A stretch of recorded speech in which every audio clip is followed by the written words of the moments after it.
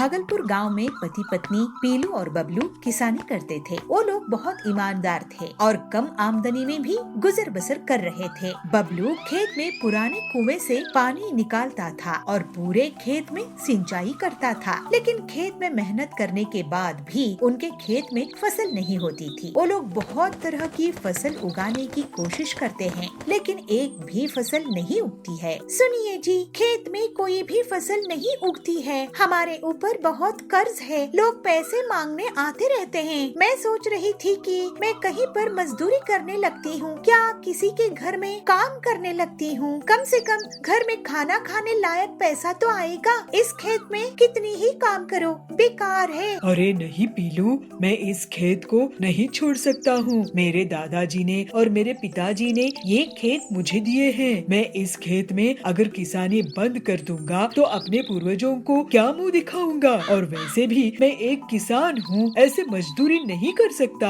लेकिन हम कब तक ऐसे ही रहेंगे? देखो, तुम्हारा कहना सही है कि घर के लिए कमाई होनी चाहिए, तो तुम कहीं पर काम कर लो। मैं इस खेत में फसल बोता रहूंगा, क्योंकि ये मेरे लिए माँ जैसी है। अगर इसे ऐसे ही खाली छोड़ दिया तो यहाँ लोग शराब पीने लगेंगे और यहाँ गंदगी फैलाई जाएगी। ठीक है जी। फिर पीलू लोगों के घर काम करने लगी और बंटी खेती जारी रखता है और बहुत दिनों तक वो ऐसे ही धूप में मेहनत करता था। एक दिन उसे अचानक चक्कर आ जाता है और वो बेहोश हो जाता है। तो पीलू उसको डॉक्टर के पास ले जाती है। डॉक्टर साहब, देखिए इन्हें क्या हुआ है। सुनो बबलू भाई, आप अब बहुत कमजोर हो गए हो धूप में काम कर करके। कुछ महीने आराम करो। लेकिन अभी तो बीज बोने हैं, मैं आराम नहीं कर सकता। बबलू फिर से अपने खेत में काम करने लगता है। हे भगवान, इनको कैसे समझाऊं कि अपनी सेहत का ख्याल रखा करें। अब आप कुएं से पानी नहीं निकालेंगे, मैं निकालूंगी। पीलू कुएं से पानी निकालने लगी है, तभी उसमें से एक बाल्टी भर रुपये निकल आते हैं। ये देखकर दोनों पति पत्नी चौंक जाते हैं। अरे ये क्या, इतने सारे पैसे? तभी उसके खेत से एक देवी प्रकट होती है। बेटा बबलू, बेटी पीलू, मैं धरती माँ हूँ। तुम्हारी सेवा और ईमानदारी से बहुत खुश हूँ। बबलू, आज के इस लालच के जमाने में तुमने गरीबी झेली, लेकिन अपना खेत नहीं बेचा। इतने सालों तक मैं तुम्हारी परीक्षा ले रही थी और तुम्हारी फसल नहीं उगने दे रही थी, लेकिन तुमने अपनी उम्मीद नहीं छोड़ी। अब तुम्हारे इस कुएं से पैसे निकलेंगे और तुम और जमीन खरीदकर लोगों के लिए अनाज उगाओ, उनका पेट भरो। मेरा आशीर्वाद है तुम पे। ऐसा कहकर देवी वहाँ से चली जाती है और उनके वरदान के कारण दोनों पति पत्नी का जीवन हंसी खुशी बीतने लगता है। शहर के एक जंगल में पीलू अपने पति बबलू कबूतर के साथ रहा करती थी। वो अपने पति को लंच बॉक्स देकर उसे ऑफिस भेजती है। तभी उसे एक अपने मोटर वाहन से उतरती दिखती है। अरे बबली, तू?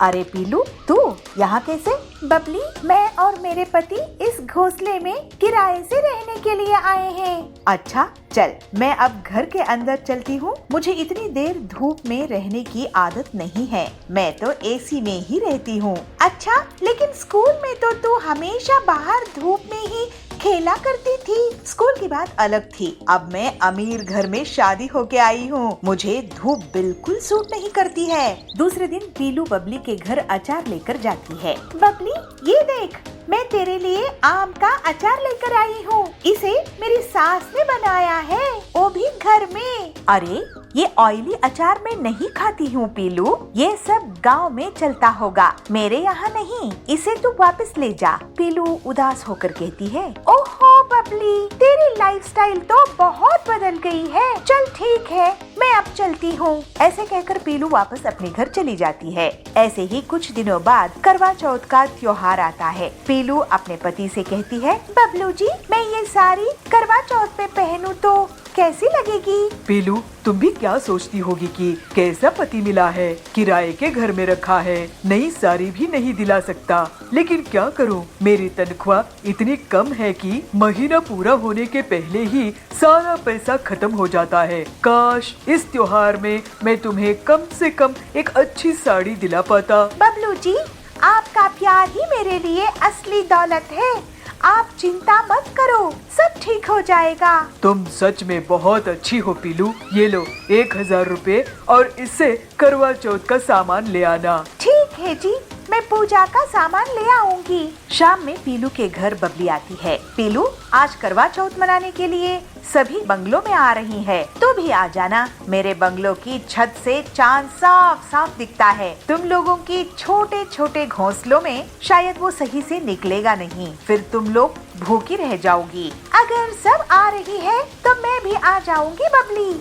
अब मैं चलती हूँ, मुझे तैयारी करने के लिए पर्सनल स्टाइलिस्ट आने वाली है। वो 50,000 ले रही है मुझे स्टाइल करने के लिए। तुम लोग तो खुद से तैयार हो जाना। रात में सभी बबली के बंगलों में पहुंच जाती है। पीलू भी वहां जाती है। अरे वाह बबली, तुम्हारी साड़ी तो बहुत ही अच्छी लग रही है। ये मेरे मुंबई जंगल के पर्सनल फैशन डिजाइनर ने मुझे डिजाइन करके दिया है। अरे तेरी मेहंदी, उसकी डिजाइन भी कमाल है। ये 25,000 की है। तुम्हारी मेहंदी के खर्च से हमारा पूरा घर ही चल सकता है। सब हंसने लगते हैं। चलो, अब चांद निकलने वाला ही है, लेकिन मेरे पति नहीं आए हैं। उनके हाथों से मैं फिल्टर्ड वाटर पीऊंगी, उसके बाद ही अपना व्रत तोड़ूंगी। एक के बाद एक सभी चिड़ियाएं अपने पति का चेहरा चांद के साथ देखकर साथ ही व्रत पूरा कर लेती है। पीलू भी बबलू के साथ व्रत पूरा कर लेती है, लेकिन बबली के पति अभी तक नहीं आते हैं। फिर सभी अपने अपने घर चली जाती है। देर रात को पीलू बबली को फोन लगाती है। अरे बबली, फोन क्यों नहीं उठा रही है? उसके पति घर आए कि नहीं? ऐसे कहते हुए वो अपने पति के साथ बबली के घर जाती है। वहाँ वो देखती है कि बबली अपने हॉल में बेहोश पड़ी हुई है। फिर पीलू तुरंत ही डॉक्टर को फोन लगाती है। इन्हें तो डिहाइड्रेशन हुआ है, इन्हें मैं एक इंजेक्शन देता हूँ, इससे इनकी हालात संभल जाएगी। इनके पति को जल्दी से बुलाओ। फिर बबलू तुरंत ही बबली के पति के ऑफिस पहुंच जाता है और उन्हें पूरी बात बताता है। वो दोनों जल्द से जल्द घर वापस आते हैं। आप कहाँ रह गए थे? आपका फोन नहीं लग रहा था। बबली, तुमने मुझे बताया ही नहीं कि आज तुमने करवा चौथ का व्रत रखी है।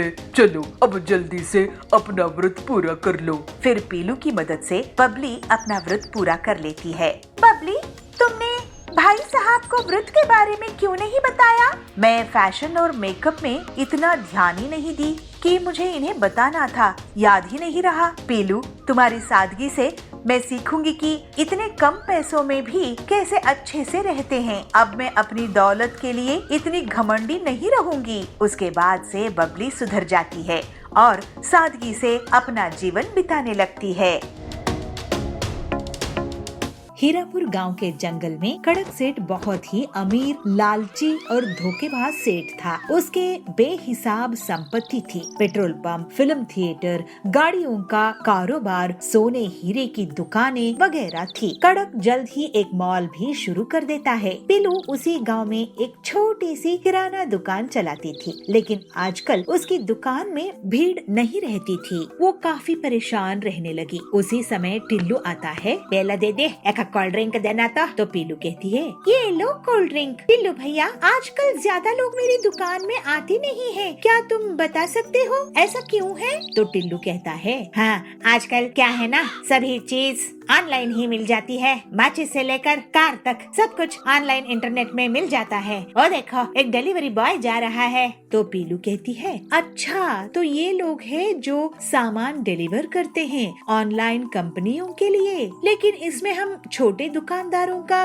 क्या फायदा है? तो टिल्लू कहता है, तुम ऐसा करो कि किसी मेन मार्केट जगह में अपनी दुकान लगा लो। बड़ी दुकानों में भीड़ रहेगी, कुछ लोग तुम्हारे यहाँ भी आ जाएंगे। इसके बाद पीलू घर आके अपने पति बंटी को सब कुछ बताती है। तो बंटी कहता है, कड़क सेठ का मॉल इस जंगल में बहुत चलता है, क्यों ना तुम उसी के बगल में दुकान खोल लो, पैसों का इंतजाम मैं कर दूंगा। लेकिन कड़क सेठ बहुत चालाक था। जैसे ही उसे पता चला कि पीलू उसके मॉल के बगल में दुकान खोलना चाहती है, तो वो उसे एक सौदा कर लेता है। देखो बंटी, पीलू मेरे मॉल के सामने तुम्हारी दुकान की कोई औकात नहीं रहेगी। रहेगी। तुम एक दुकान मुझसे खरीद लो, 5 लाख रुपए में, उसी में तुम्हारी भलाई है। तो बंटी कहता है, अगर आप हमें 5 लाख में दुकान देंगे तो हम ले लेंगे कड़क सेठ। तो पीलू कहती है, ठीक है, हम ऐसा ही करते हैं। लेकिन बहुत दिन गुजर जाने के बाद भी उनकी दुकान उन्हें कड़क सेठ नहीं देता है। दोनों पति पत्नी उसके पास जाते हैं। कड़क सेठ, आप हमें हमारा पैसा वापस दे दीजिए, हमें आपसे दुकान नहीं खरीदनी है। तो कड़क कहता है,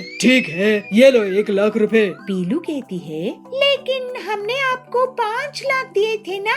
तो कड़क कहता है, तो मैंने कहा है क्या बुकिंग कैंसिल कराने के लिए? अब बुकिंग करोगे तो 10 लाख लूंगा। चलो भागो यहाँ से, नहीं तो ये भी नहीं दूंगा। दोनों पति पत्नी दुखी मन से घर आते हैं। तो पीलू कहती है, अब हम क्या करेंगे जी, हमारी पूरी संपत्ति खर्च हो गई है। बंटी कहता है, मुझे सोचने दो, कोई न कोई रास्ता तो निकलना होगा। फिर बंटी अपने दोस्त हरिया के पास जाता है। वो एक ऑटो मैकेनिक था, उसके पास एक पुरानी गाड़ी थी। बंटी अपने दोस्त से पूरी बात कहता है और हरिया उसे उस गाड़ी का उपयोग बताकर एक आइडिया देता है। बंटी बहुत खुश हो जाता है। वो घर आकर पीलू को अपना प्लान बताता है। तो पीलू कहती है, ये तो वाकई बहुत अच्छा प्लान है।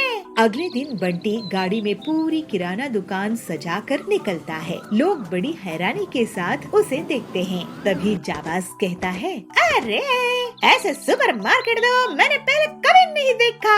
तो बबली कहता है, वाह वाह बंटी भैया, पीलू दीदी, आप लोगों ने तो कमाल ही कर दिया है।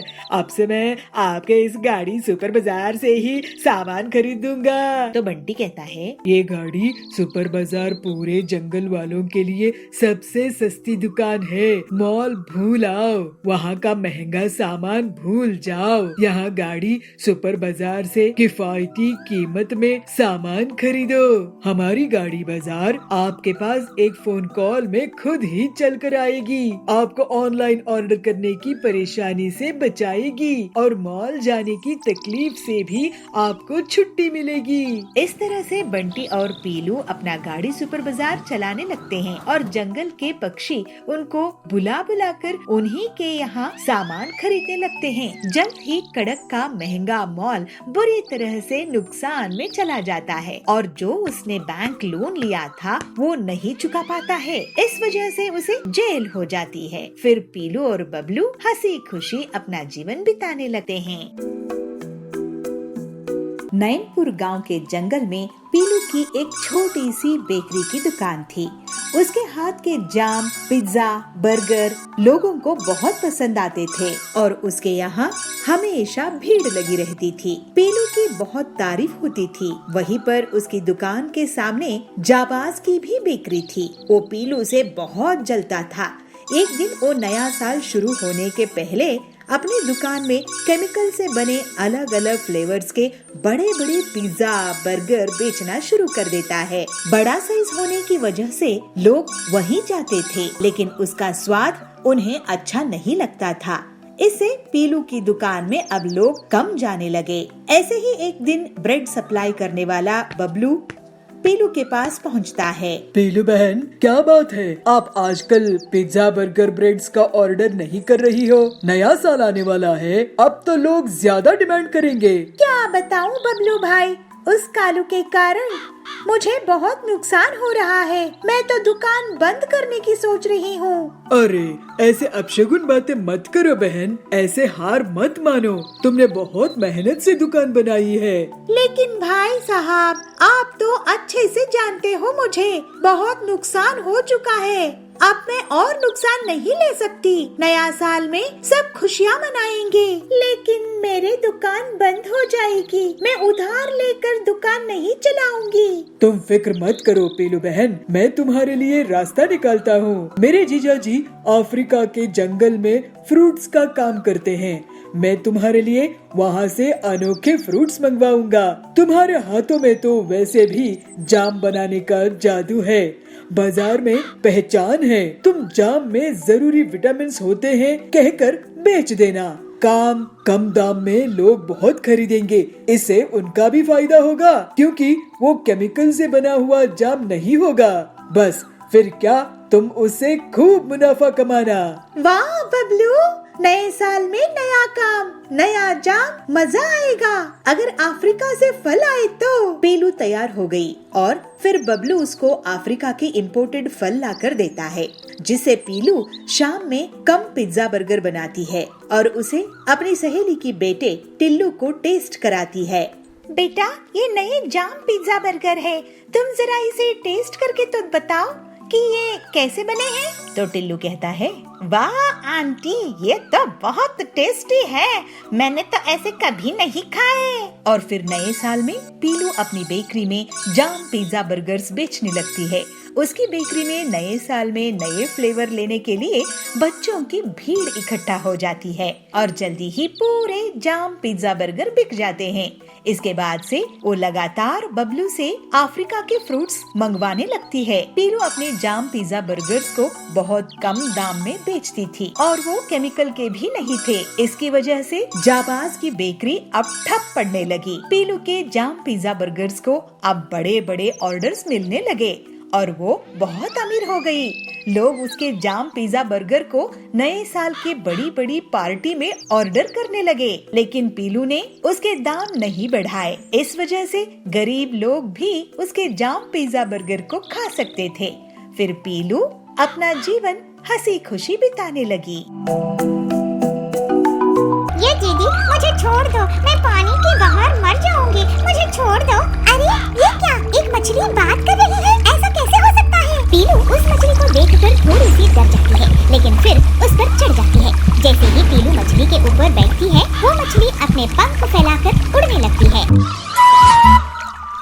बद्रीपुर के जंगल में पीलू चिड़िया रहती थी। वो रोज नदी में अपने नाव लेकर जाती थी और जाल बिछाकर मछलियाँ पकड़ती थी। फिर उनको मछली बाजार में बेचकर अपने परिवार का खर्चा चलाती थी। पीलू मछलियाँ पकड़ने में बहुत माहिर थी और पूरी ईमानदारी के साथ मेहनत करती थी। एक दिन सुंदरी उसे रास्ते में मिलती है और पूछती है, पीलू आज क्या बात है, तुम सुबह सुबह ही मछली पकड़ने के लिए निकल पड़ी? हाँ सुंदरी बहन, सुबह सुबह नदी में कम भीड़ होगी तो मैं शायद ज्यादा मछली पकड़ सकूंगी। घर में माँ की तबीयत खराब है तो पैसों की बहुत जरूरत है। तुम्हारा लगन का जवाब नहीं पीलू, जाओ अच्छे से मछलियाँ पकड़ना। ठीक है बहन। फिर पीलू मछलियाँ पकड़ने के लिए नदी पहुँची और एक बड़ा सा जाल फेंकी। थोड़ी ही देर में जाल में मछलियाँ फंस जाती है और उसमें एक चमचमाती हुई बड़ी सी गोल्डन फिश भी आती है। तभी अचानक से वो मछली बोल पड़ती है, ये दीदी मुझे छोड़ दो, मैं पानी के बाहर मर जाऊंगी, मुझे छोड़ दो। अरे ये क्या, एक मछली बात कर रही है, ऐसा कैसे हो सकता है? मुझे छोड़ दो ना।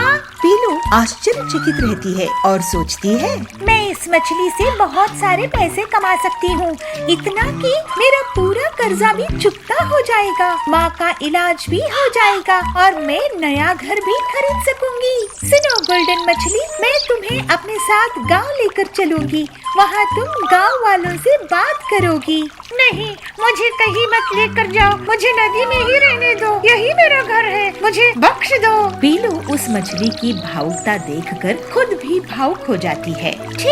ठीक है बहन, तुम तो सच में बहुत दुखी हो गई हो, मैं तुम्हें ऐसे दुखी नहीं कर सकती, चलो मैं तुम्हें पानी में छोड़ देती हूँ। फिर वो गोल्डन मछली पानी में छलांग लगाते हुए उड़ती हुई चली जाती है और कहती है, थैंक यू पीलू। इसके बाद पीलू बाकी की मछलियों को बाजार में ले आती है। क्या आप जानते हैं हरिया काका, सुंदरी बहन, बबली दीदी, कि मैं आज जब मछलियाँ पकड़ रही थी तब मुझे एक गोल्डन मछली मिली। तो वो कहाँ है पीलू? उसको मैंने वापस नदी में छोड़ दी, फिर वो उड़ती हुई चली गई, रो रही थी बेचारी। क्यों मजाक कर रही हो पीलू, ऐसी कोई मछली नहीं होती है। सभी उस पर हंसने लगे। अगले दिन पीलू फिर से मछली पकड़ने के लिए जाने लगी। उसको देखकर सुंदरी और बाकी के पक्षी उसका मजाक उड़ाने लगे। आज पीलू उड़ने वाला ऑक्टोपस लेकर आएगी। हो सकता है इसे उड़ने वाली शार्क भी मिल जाए नदी में। पीलू उनकी बातों का बुरा नहीं मानती है और अपने काम के लिए निकल पड़ती है। जैसे ही पीलू नदी में जाल फेंकती है, तभी अचानक से काले बादल छा जाते हैं और जोर से बारिश होने लगती है। नदी में अचानक से पानी बढ़ जाता है और उसकी नाव पलट जाती है। बचाओ बचाओ, कोई मुझे बचाओ, अगर मैं डूब गई तो मेरी माँ का ख्याल कौन रखेगा, बचाओ बचाओ। पीलू डूबने ही वाली थी कि उसके पास गोल्डन मछली आ जाती है। पीलू, आप चिंता मत करो, मैं आपको बचाऊंगी, जल्द से मेरी पीठ पर चढ़ो। पीलू उस मछली को देखकर थोड़ी सी डर जाती है, लेकिन फिर उस पर चढ़ जाती है। जैसे ही पीलू मछली के ऊपर बैठती है, वो मछली अपने पंख फैलाकर उड़ने लगती है। अरे गोल्डन मछली बहन, तुम तो वाकई में कमाल की हो। तुम उड़ रहे हैं, मुझे ये विश्वास ही नहीं हो रहा है। तुमने मेरी जान बख्शी थी पीलू बहन, इसलिए मैं तुम्हें आज बचा रही हूँ। तुम बहुत दयालु हो। फिर वो गोल्डन मछली पीलू को किनारे लेकर आ जाती है। उड़ने वाली मछली को देखकर सभी हैरान रह जाते हैं। अरे ये क्या, पीलू सच बोल रही थी, ये उड़ने वाली मछली ही है। गोल्डन मछली, तुम्हारा बहुत बहुत धन्यवाद। नहीं पीलू, धन्यवाद की जरूरत नहीं है, तुम्हें मेरी जब भी मदद लगेगी मैं आ जाऊंगी। फिर वो मछली वापस से पानी में चली गई और आगे भी पीलू और उसकी दोस्ती कायम रहती है। चिंकू खरगोश और पीहू हथनी दोनों भाई बहन हर वक्त फोन में ही लगे रहते थे। पूरा दिन बस मोबाइल में यूट्यूब पर वीडियो देखते रहते थे। एक दिन वह वीडियो देख रहे थे तो उन्हें एक नई गेम पबजी के बारे में पता चला। दोनों को उसका ट्रेलर बहुत अच्छा लगा तो पीहू हथनी ने कहा, चिंकू भैया देखो कितनी मस्त गेम है ना, चलो ना एक बार इसे डाउनलोड करके खेल के देखते हैं कि आखिर ये गेम कैसी है। देखने में तो बहुत अच्छी लग रही है, खेलने में कितनी अच्छी होगी ना। हाँ बहन, तुमने सही कहा, आजकल मैंने भी इसके बारे में बहुत सुना है। स्कूल में भी सब इसी गेम के बारे में बात करते रहते हैं, एक बार इसे खेल कर देख ही लेते हैं। और चिंकू खरगोश पबजी गेम को अपने फोन में डाउनलोड कर लेता है और उसे खेलने लगता है। दोनों भाई बहनों को वह गेम बहुत ही ज्यादा पसंद आती है और वह उस गेम में ही लगे रहते हैं। पीहू, यह तो सच में बहुत अच्छी गेम है, जैसे मैं गेम चाहता था ये तो बिल्कुल वैसी ही है। अब मैं इसे सीख जाऊंगा कि एक सोल्जर कैसे बन सकते हैं। बस फिर उस दिन से दोनों भाई बहन फोन उठाते और पूरा समय बस पबजी खेलते रहते। वह खाना पीना भी भूल चुके थे, पढ़ना लिखना भी भूल चुके थे। अब उन्हें अच्छा कुछ भी नहीं लग रहा था कि माँ मोना नीलगाय उनके पास आती है और उनसे कहती है, बच्चों तुम अभी तक तैयार नहीं हुए, चलो फोन नीचे रखो और तैयार हो जाओ। मम्मी, अभी हमने पहले ये गेम खेलना है, पहले मैं इन सभी को मार दूं, उसके बाद मैं तैयार हो जाऊंगा। तुम दोनों का ये क्या चल रहा है, पूरा समय फोन में ही लगे रहते हो, खाना पीना सब भूल चुके हो तुम दोनों, चलो फोन नीचे रखो और स्कूल जाओ। मोना नीलगाय फोन छीनकर नीचे रख देती है और दोनों को स्कूल भेज देती है। स्कूल से आने के बाद दोनों बिना कुछ खाए, यहाँ तक कि कपड़े भी ना बदले, फोन में लग जाते हैं और पबजी गेम खेलने लगते हैं। शाम को जब उनके पापा सोनू भालू घर आते हैं तो मोना नीलगाय सब उसे बता देती है, बच्चों इस गेम को छोड़ो और बाहर जाकर खेला करो। अगर तुम फोन गेम्स खेलोगे तो सोल्जर कैसे बनोगे। जी इससे मैं सब कुछ सीख जाऊंगा, गेम खेलते हुए अपने पापा को जवाब देता है और थोड़ी देर बाद वह गेम जाता है, जिसके बाद वह चिल्लाने लगता है, ये विनर विनर चिकन डिनर, जय पबजी जय पबजी। अरे ये क्या बोल रहे हो चिंकू, पापा मैं गेम जीत गया हूँ ना, तो ऐसे ही सेलिब्रेट करते हैं इसे जीतने पर। सोनू भालू और मोना नीलगाय दोनों अपने बच्चों से बहुत परेशान हो गए थे। तभी अगले दिन सोनू भालू का छोटा भाई यश शेर घर पर आता है। वह एक आर्मी में सोल्जर है। वह अपने भाई को दुखी देखता है तो उससे कहता है, यश भाई क्या हुआ, आप उदास क्यों हो। अरे यश देखो ना, तुम्हारा भतीजा भतीजी पूरा दिन बस पबजी गेम खेलते रहते हैं, कहते हैं कि ऐसे वे सोल्जर बनेंगे। अब तुम ही उन्हें समझाओ कि ये गेम खेलकर कैसे कोई सोल्जर बन सकता है। इस गेम के चक्कर में तो वो समय से खाना भी नहीं खाते हैं। बच्चों तुम्हें आर्मी में सोल्जर बनना है ना। हाँ चाचा, मैंने तो गन चलाना भी सीख लिया है, दिखाऊं आपको। बेटा यह तो सिर्फ एक गेम है, इसमें तुम असली गन कैसे चला सकते हो, इसकी तो तुम्हें ट्रेनिंग करनी पड़ेगी और जिसके लिए तुम्हें पहले सोल्जर बनना पड़ेगा। और सोल्जर बनना कोई आसान बात नहीं है, तुम्हें पता है मेरा दोस्त बहुत गेम खेलता था, उसे सोल्जर बनना था, मगर फोन गेम्स खेलने की वजह से वह बहुत मोटा हो गया, जिस वजह से वह सोल्जर कभी नहीं बन पाया। तो चाचा आप कैसे बन गए सोल्जर? यश, क्योंकि बेटा मैं बाहर जाकर खेलता था जिससे मैं फिट रहता था और एक सोल्जर बन पाया। और आज तुम ट्रेनिंग पर जाओगे तो वहाँ पर तुम्हें गन चलाना सिखाएंगे। गेम खेलने से तुम ये कभी नहीं सीख पाओगे। मैं समझ गया चाचा, अब से मैं ये गेम कभी नहीं खेलूंगा। फोन गेम सिर्फ कभी कभी अच्छे लगते हैं। अब से तो मैं बाहर जाकर ही खेला करूंगा और पढ़ाई भी करूंगा। और देखना, एक दिन आपके जैसा सोल्जर बनूंगा और देश की रक्षा करूंगा, देश का नाम रोशन करूंगा। दोनों बच्चे समझ जाते हैं और पबजी गेम खेलना बंद कर देते हैं और बाहर बच्चों के साथ खेलना शुरू करते हैं। जामपुर गांव के जंगल में पीलू और सुंदरी दो पड़ोसन रहती थी। दोनों बहुत अच्छी सहेलियां थी। पीलू एक सीधी साधी साफ मन की गरीब चिड़िया थी, तो सुंदरी एक चालाक और लालची कव्वी थी। दोनों के खेत बगल बगल में थे। एक दिन पीलू का पति बंटी काम से लौट रहा था, तभी उसका एक मोटर कार से एक्सीडेंट हो गया और उसके हाथ पांव टूट गए। पीलू पर घर संभलने का बोझ आ गया था। पीलू अपने पति से कहती है, सुनिए जी, मैं अपने खेत में और ज्यादा मेहनत करूंगी और जो भी कमाई होगी उससे मैं आपका इलाज कराऊंगी। तो बंटी कहता है, पीलू, मैं तुम पर बोझ नहीं बनना चाहता। भगवान करे मैं जल्दी से ठीक हो जाऊं। एक बार दोनों सहेलियों ने मक्के की खेती की। पीलू को सुंदरी से ज्यादा फसल आई। सुंदरी इस बात से मन ही मन जलने लगी। पीलू को मक्के की बहुत अच्छी फसल हुई है, मुझे इसकी फसल को नष्ट करने का कोई रास्ता निकालना होगा, ऐसे सुंदरी सोचती है। फिर एक दिन सुंदरी पीलू के पास जाती है और उसे कहती है, पीलू, मैं तेरे लिए ये साधु महात्मा से वरदान में बीज लेके आई हूँ। ये बीज अगर तू अपने खेत में बो देगी तो तुझे 10 गुना ज्यादा फायदे वाली फसल होगी। पीलू कहती है, अरे वाह सुंदरी बहन, तुम कितने साफ दिल की हो। तुम्हें जो साधु महात्मा से जादुई बीज मिले थे वो तुम मुझे दे रही हो। तो सुंदरी बोलती है, हाँ बहन, क्या है ना, तुम बहुत ईमानदारी से अपनी खेत का ख्याल रखती हो और तुम्हें भाई साहब की सेहत का ख्याल भी रखना है, तो इसलिए ये बीज मैं तुम्हें दे रही हूँ। कुछ दिनों बाद पीलू अपने खेत में सुंदरी के दिए हुए बीज बोने लगती है और सुंदरी ये देख के बहुत खुश होती है। पीलू रोज अपने खेत में पानी देती है, लेकिन बहुत दिन बीतने के बाद भी उसके खेत में फसल नहीं उगती। पीलू सुंदरी से कहती है, अरे सुंदरी बहन, तुमने जो साधु महात्मा के बीज मुझे दिए थे उसमें से तो फसल उग ही नहीं रही है, लेकिन तुम्हारी खेत की फसल तो बहुत तेजी से बढ़ रही है। तो सुंदरी कहती है, तुम फिक्र मत करो पीलू, ये बीज बेकार नहीं जाएंगे। ऐसे ही कुछ दिन और बीत जाते हैं, लेकिन पीलू के खेत में कोई फसल नहीं आती है। हाय, मैं तो लुट गई, बर्बाद हो गई।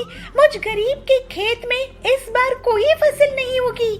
अब मैं इनका इलाज कैसे करवाऊंगी, घर का खर्च कैसे चलाऊंगी? लगता है ये खेत अब बेचना पड़ेगा। तो बंटी कहता है, पीलू, इतनी दुखी मत हो, हम अपना खेत नहीं बेचेंगे, चाहे जो हो जाए। तुम मुझे वो बीज दिखाओ, मैं शायद कुछ मदद कर सकूं। पीलू बीज दिखाती है। ये देखिए जी, ये है वो बीज। तो बंटी बोलता है, अरे ये बीज नहीं है पीलू, ये मछली के अंडे हैं। सुंदरी ने हमारे साथ चालाकी की है। अब मैं तुम्हें एक आइडिया देता हूँ। बंटी पीलू के कान में कुछ कहता है और फिर पीलू मछली की दुकान में जाकर बहुत सारी मछलियाँ ले आती है। पीलू उन मछलियों को अपने खेत में लगा देती है और पीलू सुंदरी को बुलाती है, सुंदरी बहन, ओ सुंदरी बहन, जरा घर से बाहर तो आओ। सुंदरी आती है। क्या हुआ पीलू, क्यों आवाज लगा रही हो? अरे जरा मेरे साथ मेरे खेत में चलो, चल कर तो देखो। दोनों खेत में जाती है। सुंदरी आश्चर्य से बोलती है, अरे ये क्या पीलू, ये मछलियाँ कहाँ से उगी है? ये मछलियाँ कहाँ से आई तुम्हारी खेत में? तो पीलू कहती है, ये तो तुम्हारे दिए हुए साधु महात्मा का बीज का कमाल है। ये सुनकर सुंदरी बहुत गुस्से में आ जाती है और वो अपने खेत की फसल को उखाड़ने लगती है और उसे पीलू के खेत की तरफ फेंकने लगती है। तो पीलू कहती है, अरे सुंदरी बहन, ये क्या कर रही हो? अपनी खेत को क्यों बर्बाद कर रही हो? तो सुंदरी कहती है, पीलू, मैं भी मछलियों की खेती करूंगी। तुम इस मक्के की फसल को भी अपने खेत की बची हुई जगह में लगा लो। सुंदरी के मछलियों के बीज को बोने के बाद भी उसके खेत में मछलियों की फसल नहीं उगती है। दूसरी तरफ पीलू की खेत में मक्के की फसल लहलहाने लगती है। पीलू बहुत खुश होती है। सुंदरी पीलू से कहती है, पीलू, तुम्हारी बीज कैसे मछलियों की फसल उगा दिया, जबकि मेरे बीज से तो मछलियाँ उग ही नहीं रहे हैं। तो पीलू कहती है, अरे बहन, तुम साधु महात्मा का आशीर्वाद लेना भूल गई, इसलिए तुम्हारी फसल नहीं आई। तुम उसी साधु महात्मा से आशीर्वाद ले आओ। तो सुंदरी कहती है, पीलू, मुझे माफ कर दो। मैं तुम्हें धोखा देकर मछलियों के अंडे दिए। मैं तुम्हारी मेहनत से जलती थी। मेरे पास किसी साधु महात्मा के बीज नहीं थे। तो पीलू कहती है, सुंदरी, तुम्हें ऐसा नहीं करना चाहिए था। मेरे पति की जान खतरे में है। तो सुंदरी कहती है, मुझे माफ कर दो बहन, अब मैं ऐसा कभी नहीं करूंगी। पीलू बोलती है, मुझे खुशी है कि तुम सही समय पर सुधर गई। इसके बाद से सुंदरी पीलू के साथ मिलजुल कर रहने लगी और पूरी ईमानदारी से अपना जीवन जीने लगी। इस तरह से पीलू भी अपने पति का अच्छे से इलाज कराकर उसके साथ हंसी खुशी रहने लगी।